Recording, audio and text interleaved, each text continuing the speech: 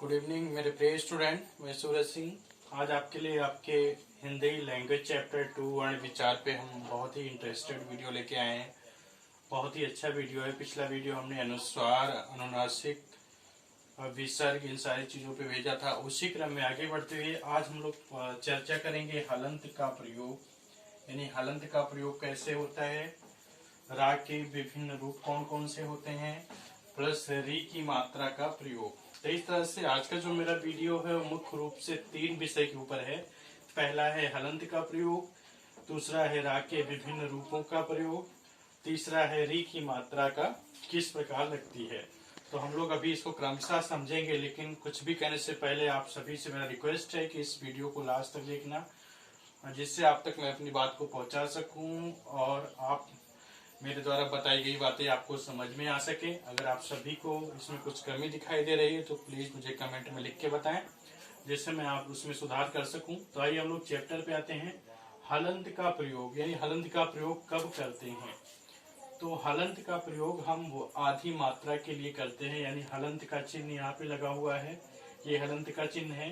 तो हलंत का प्रयोग व्यंजन के नीचे तिरछी रेखा के रूप में किया जाता है, यानी व्यंजन के नीचे तिरछी रेखा जब हम लगाते हैं, जैसे यहाँ पे का पे लगा हुआ है, चा पे लगा हुआ है, टा पे लगा हुआ है, तो ये क्या है, हलंत चिन्ह का बोध कराएंगे। ठीक है, यानी का के नीचे हलंत, चा के नीचे हलंत, टा के नीचे हलंत।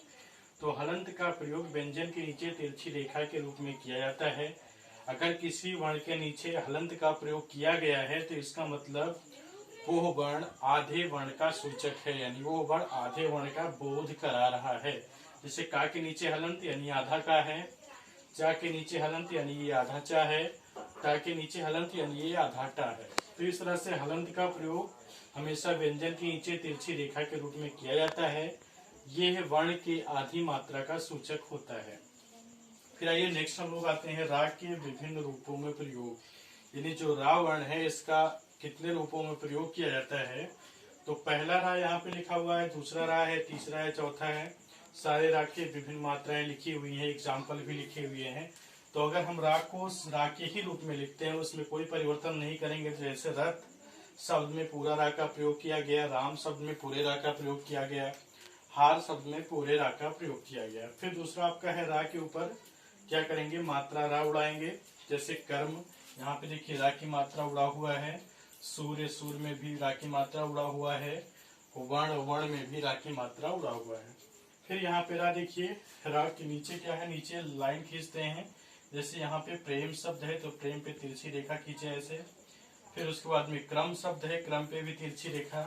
फिर समुद्र है, समुद्र पर भी तिरछी रेखा। तो इस तरह से यहाँ पे तिरछी रेखा खींची हुई है। फिर नेक्स्ट आपका रा आता है, सबसे नीचे हम लोग 2 रेखाएं खींचते हैं। पहला शब्द यहाँ पे राष्ट्र लिखा है, दूसरा ड्रम लिखा है, तीसरा ट्रक लिखा है। तो इस तरह से यहाँ पे रा के विभिन्न प्रयोग दिखाए गए हैं। पहला रा का प्रयोग यहाँ पे, दूसरा यहाँ, तीसरा यहाँ, चौथा यहाँ, सारे के एग्जाम्पल उसके सामने लिखे हुए हैं। फिर नेक्स्ट आपका आता है री की मात्रा का प्रयोग, कैसे कैसे करते हैं। यहाँ पे भी देखिए गा में री की मात्रा का प्रयोग किया गया तो शब्द बना गृह बन गया, री की मात्रा प्रयोग है। फिर हा पे हमने री की मात्रा का प्रयोग किया तो शब्द बन गया हृदय। फिर यहाँ पे का पे री की मात्रा का प्रयोग है तो शब्द बन गया कृष्ण। तो इस तरह से इस वीडियो में हमने विभिन्न चीजें सीखी। पहला हलंत क्या होता है, हलंत का प्रयोग कब करते हैं, हलंत प्रयोग से शब्द कैसे बनते हैं। दूसरा है आपका रा के विभिन्न रूप, यहाँ पे उसके सारे चिन्ह दिए हुए हैं, उसके उदाहरण दर्शाए गए हैं। फिर नेक्स्ट आपका री की मात्रा का प्रयोग दिया गया है, गृह, हृदय, कृष्ण, कहाँ कहाँ री की मात्रा लगती है, कैसे लगती है। बस आज का मेरा वीडियो जो था मुख्य रूप से इन्हीं 3 चैप्टर पे था। मुझे उम्मीद है आप सभी को ये समझ में आया होगा। अगर आप सभी लोग इस चैनल पे नए हैं तो इस चैनल को सब्सक्राइब करें और लाइक करें, जिससे मैं इसको एक विस्तार रूप दे सकूं और मेरे द्वारा बनाए गए वीडियो आप तक पहुंच सकें। बस इसी क्रम में हम लोग नेक्स्ट बढ़ते रहेंगे। फिर नेक्स्ट डे हम लोग फिर मिलेंगे। तब तक के लिए धन्यवाद।